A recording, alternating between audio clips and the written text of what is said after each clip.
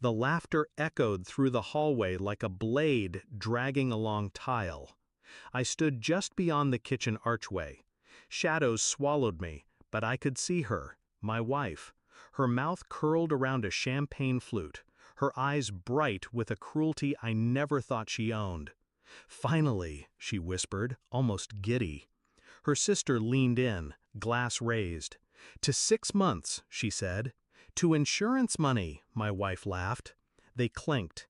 I didn't feel the floor beneath me anymore, just static in my ears and the sour taste of metal at the back of my throat. They didn't see me, or maybe they didn't care. I didn't speak, didn't move.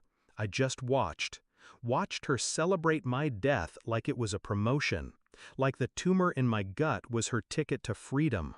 The rest of the evening blurred around that moment. Her laughter stained the walls. Her words burned behind my eyes.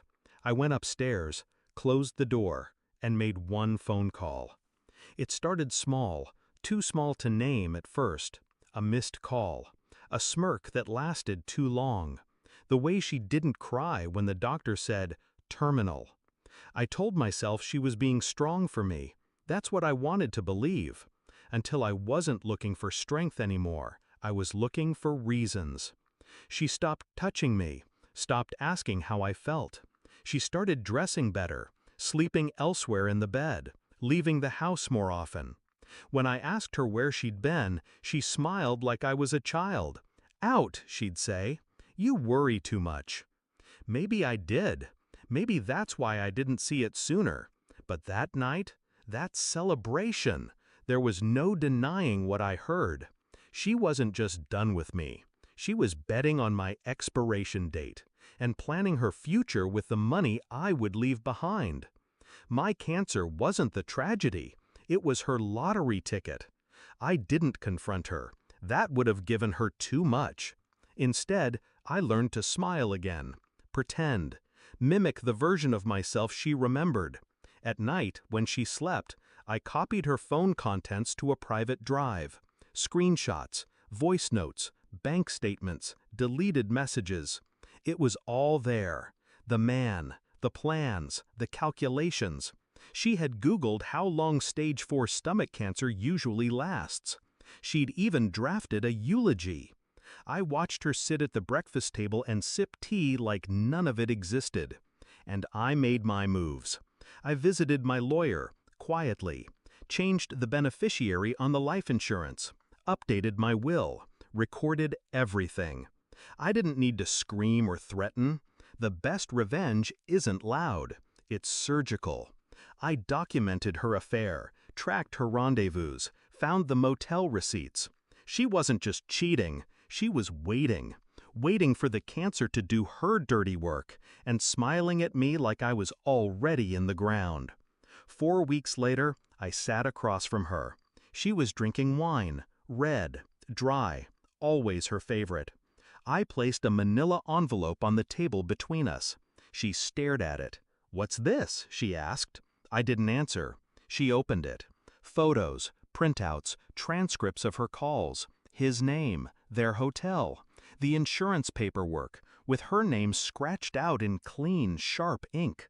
She went pale, then red, then pale again. She looked up at me, eyes wide. "How long have you?" "Since the champagne," I said. Her hand trembled. You don't understand." I do." And I smiled. Not a warm one, not a forgiving one.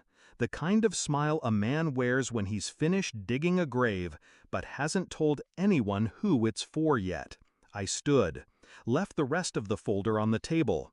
There was more. Emails to her lover, copies sent to her employer, a signed affidavit from the private investigator. "I've forwarded everything," I said. "To who?" "Whoever mattered."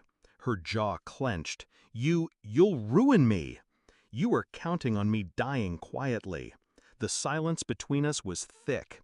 Years of false intimacy crumbling in real time. "You can't prove anything," she said, but it was hollow, desperate. "I don't need to." I walked to the door. She called after me, not by my name, just, "Wait." I didn't. She wasn't worth my time. She'd already celebrated my death. Now she could live with the aftermath. That night, I slept better than I had in months. Not because I was healed. The cancer was still there, but she wasn't. She was gone.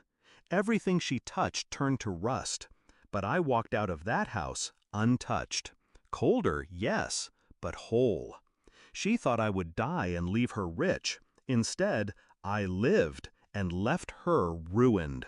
She raised her glass to my death, and I raised mine to her exposure. Funny how celebrations can look the same, right up until the toast shatters.